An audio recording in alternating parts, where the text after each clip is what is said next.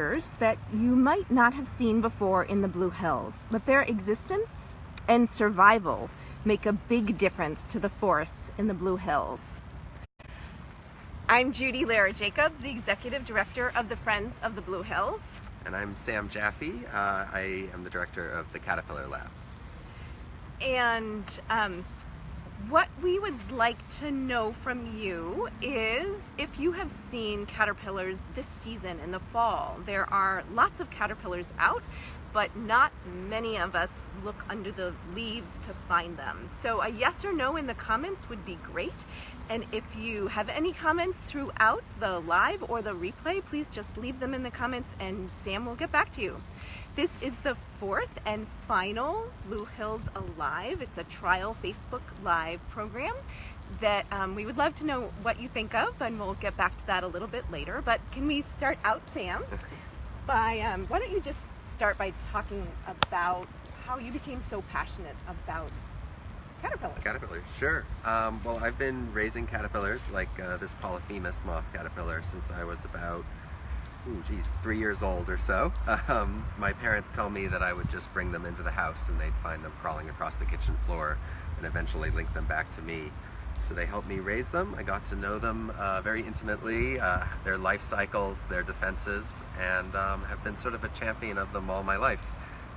But more recently, just learning how I was able to get other people excited about these sort of unsung heroes of our ecology and Blue Hill ecology. It just was addictive and wanted to tell more people about them. That's great. And how are they important to the rest of the ecosystem, to the other wildlife and plants? Sure. Well, Lepidoptera, the butterflies and moths, are really diverse here in New England. We have about an estimated 5,000 species, mostly moths. But they all start out as caterpillars, and they're all in the forests, eating different plants, interacting with lots of different things. So a lot of them are specialists on just a few plants, and they've been evolving with those trees and shrubs and herbs for a very long time. And many of them have parasitoid wasps and flies and predator birds that specialize on just those few caterpillars. So they really connect plants to the birds, to the parasites, and are a glue that holds different parts of our ecosystem together.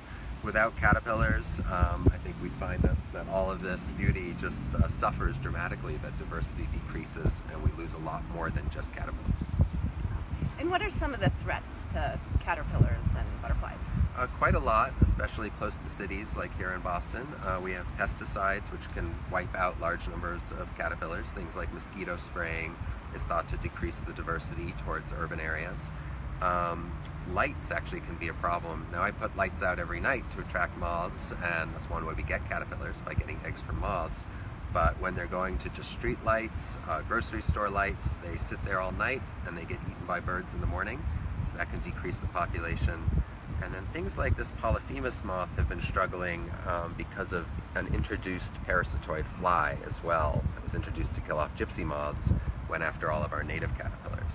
So just a note that we think caterpillars are everywhere and abundant, and they are in many ways, but for the number of gypsy moths that we see, there are whole slews of native caterpillars that really aren't doing that well, that need our help and consideration. And can you talk about the Caterpillar Lab? Sure. What do you do? Well, the Caterpillar Lab started off through photography, actually. When I lived in the Blue Hills a number of years ago, I started taking pictures, actually this time of year, one fall, of all of the caterpillars I was seeing.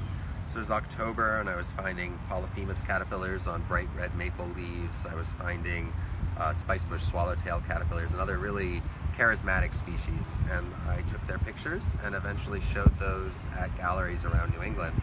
People were really excited to learn that these creatures lived nearby, and I could stand near a photograph and just talk to people for hours about the value of native ecosystems, the things they could find in their backyards, details of evolutionary biology, parasitism, anatomy, and just the love of caterpillars. So this whole range of things, from photographs to details of biology. And from that, I just started putting on live caterpillar shows, and ended up finding myself running a nonprofit devoted to these creatures, telling their stories, and sharing that with tens of thousands of people every summer through outreach. So we still do photography and film at the Caterpillar Lab, but we do school programs, museum programs. The home base is now away from the Blue Hills up in Keene, New Hampshire, but doesn't mean I don't come down here every year to see some old friends. Thank you. Yeah. We appreciate it.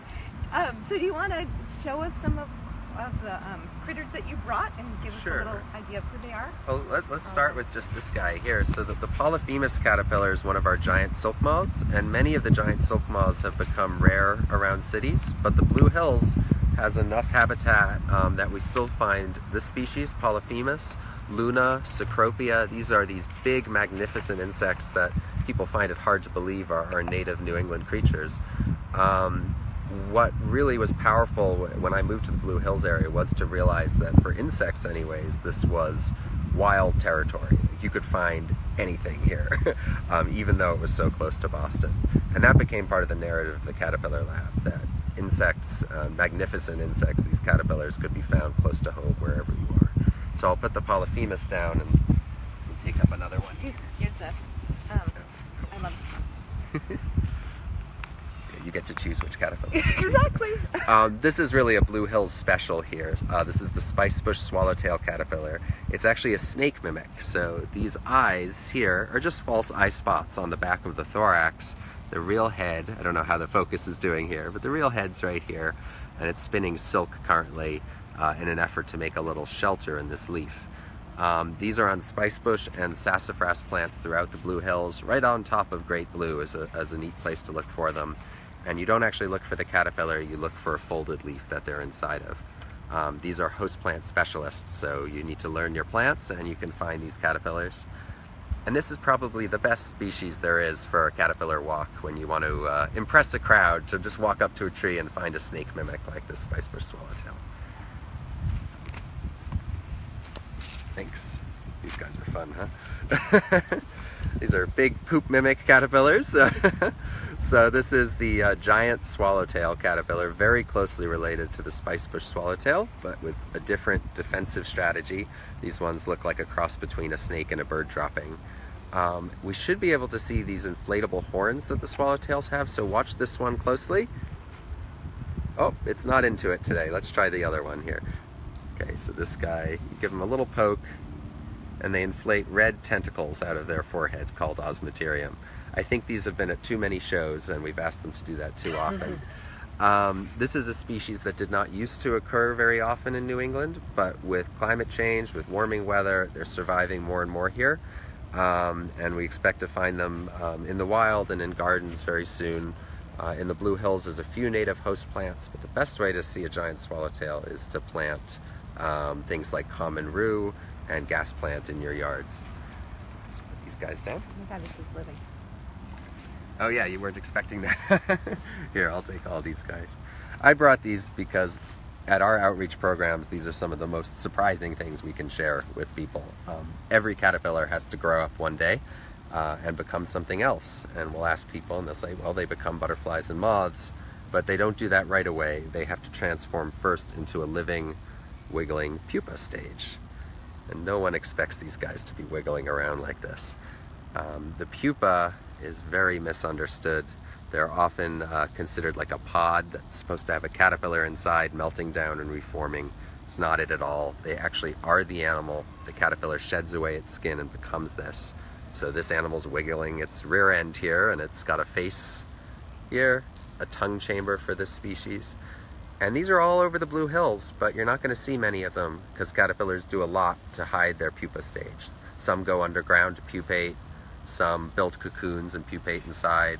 One of the most common pupa you will see, because it's out in the open on tree trunks, is the gypsy moth pupa, but there's many more hiding behind the scenes.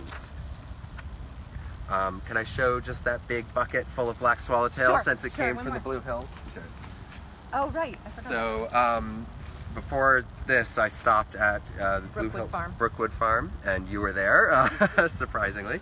And I just went for a walk in the fennel patch, and here are all of the black swallowtail caterpillars that were still feeding late in the year. I get a lot of phone calls about these in October and even November because people are worried they're going to freeze solid during the night and want to know if they need to take their caterpillars inside, but they do just fine. And this is another species with those inflatable horns and just a delightful backyard and Blue Hill caterpillar. Great. Well, thank you, Sam, for sharing your passion and showing us maybe some new creatures that we haven't seen before. Thank you, and thank you for watching. This is the last of our trial runs of Blue Hills Alive, which was a Facebook Live show for the last 4 weeks. And the purpose was to bring you insights into the Blue Hills that you might not get other places. And we would love to know from you your feedback. If you could write in the comments the kinds of things you might like to see, or the kinds of things that you liked seeing, or any of your ideas.